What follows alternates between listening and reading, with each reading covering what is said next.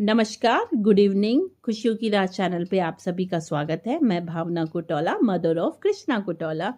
आप सभी का तहे दिल से धन्यवाद करती हूँ और स्वागत करती हूँ जो आप लोग हमारे चैनल को सब्सक्राइब किया है और हमें लाइक और शेयर कर रहे हैं।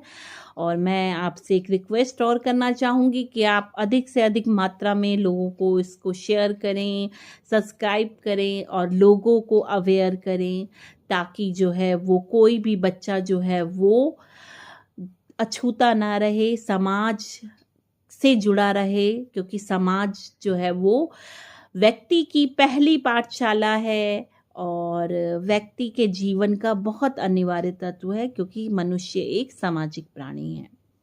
तो मैंने लास्ट अपनी श्रृंखला में बोला था कि हमारा बच्चा जो था वो हमने पाया कि जो है उसको आरओपी की दिक्कत है और हम जो है वो बहुत लेट हमें इस बारे में पता चला। तो लेकिन जब हमें पता चला तो हम शंकर नेत्रालय गए, जहाँ पे डॉक्टर्स ने हमें बताया कि आपके बच्चे को आरओपी है और वो ब्लाइंड बच्चा है। तो ब्लाइंड बच्चा है सुनते ही जो है वो मुझे और मेरे हस्बैंड दोनों को बहुत धक्का लगा।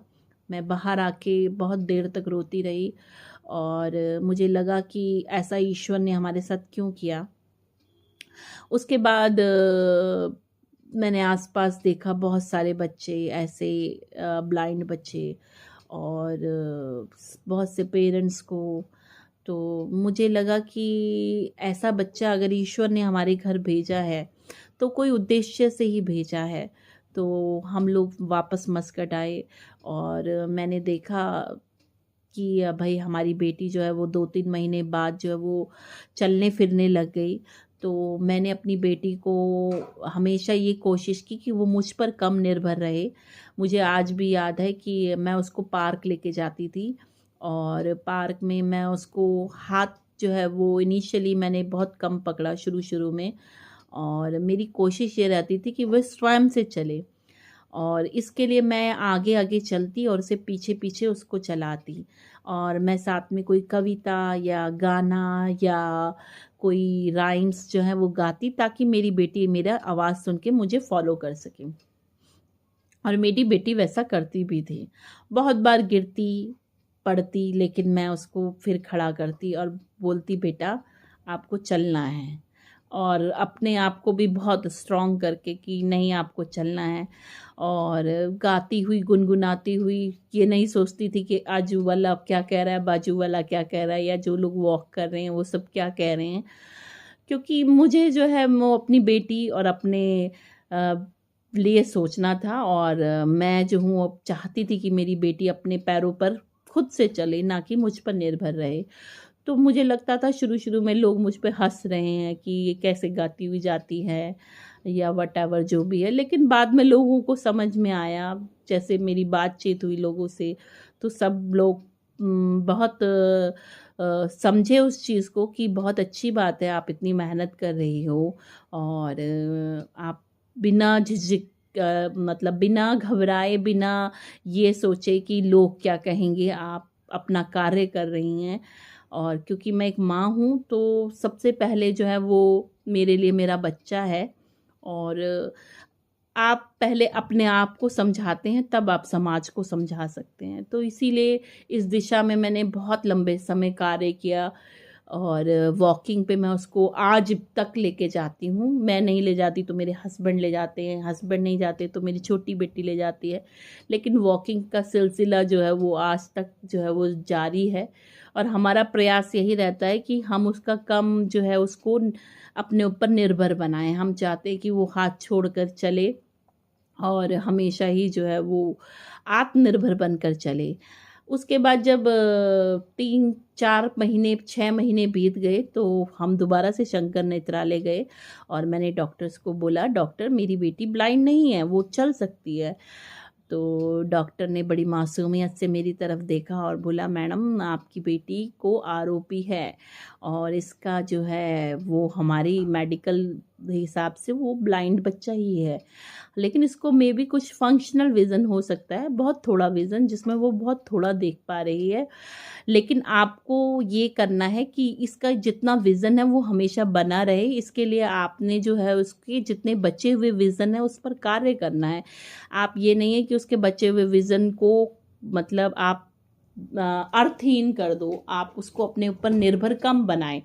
आप उसको आई एक्सरसाइज कराएं, आप उसको ऐसे ही जैसे आप बता रही हैं वॉकिंग करा रही हैं बिना पकड़े, आपकी आवाज़ सुनकर जा रही है, अपने घर में डिपेंडेंटली घूम फिर रही है, तो आपकी कोशिश हमेशा यही रहनी चाहिए। और वो बात मैंने अपने गांठ बांध ली, और मैंने उसके बाद कभी भी, और मैं तो पहले भी जो है वो अपनी बेटी को नहीं चाहती थी कि मेरे पे बहुत निर्भर रहे, तो मैंने उसको हमेशा से ही ये कोशिश की कि वो मेरे पे कम निर्भर रहे, और मैंने उसको चलने फिरने दिया। बहुत बार गिरती पड़ती, लेकिन फिर मैं अपने आप को समझाती, उसे समझाती कि जो गिरा पड़ा नहीं तो उसने चलना नहीं सीखा। तो ये जो है वो हर पेरेंट्स को सीखना चाहिए। कई बार मैंने देखा है कि कई बहुत बड़े बड़े बच्चे, ऑटिज़म वाले बच्चों को भी पेरेंट्स हाथ पकड़ के खींचते हुए ले जा रहे होते हैं। तो हमारी कोशिश ये रहनी चाहिए बचपन से ही कि हमें बच्चों को जो है वो शुरू से ही ऐसी आदत डालनी चाहिए कि बच्चे जो हैं वो स्वयं से चलें। और अगर बहुत ज़्यादा बिहेवियर प्रॉब्लम है तो आप चिकित्सक से मिलिए। जैसे आप ओटी वाले से पूछ सकते हैं, और इसके बारे में जो है वो बहुत डिटेल में हम आगे अपने एपिसोड्स में बात करेंगे।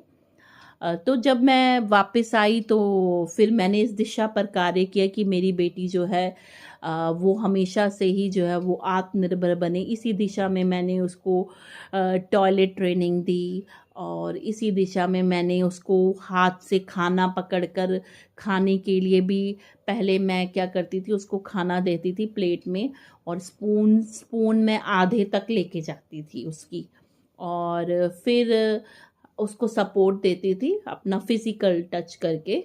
और फिर मैं बोलती थी, क्योंकि मेरी बेटी बहुत फूडी है, आज भी बहुत फूडी है, तो उसे खाना बहुत पसंद है।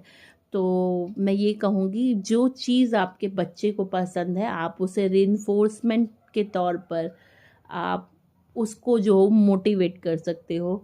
तो मेरी बेटी ने शुरू शुरू में तो काफ़ी गिराया खाना पीना, लेकिन धीरे धीरे उसने आधे से खाना शुरू करा। फिर धीरे धीरे मैं हटती गई, उसने फिर भरना शुरू किया अपनी चम्मच से खाना और अपने मुंह में डालना शुरू किया।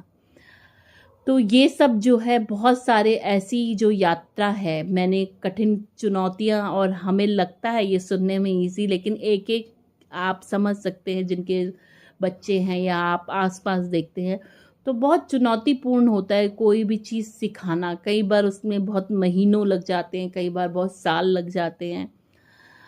तो लेकिन जो है वो हमें कभी हिम्मत नहीं हारनी है। तो हम अगर हिम्मत हार गए तो उस दिन हमारे बच्चे भी हिम्मत हार जाते हैं, हमारा समाज भी हिम्मत हार जाता है। तो हमेशा पॉजिटिव रहें, क्योंकि बहुत सारी जीवन में चुनौतियां आती हैं, असफलताएं आती हैं।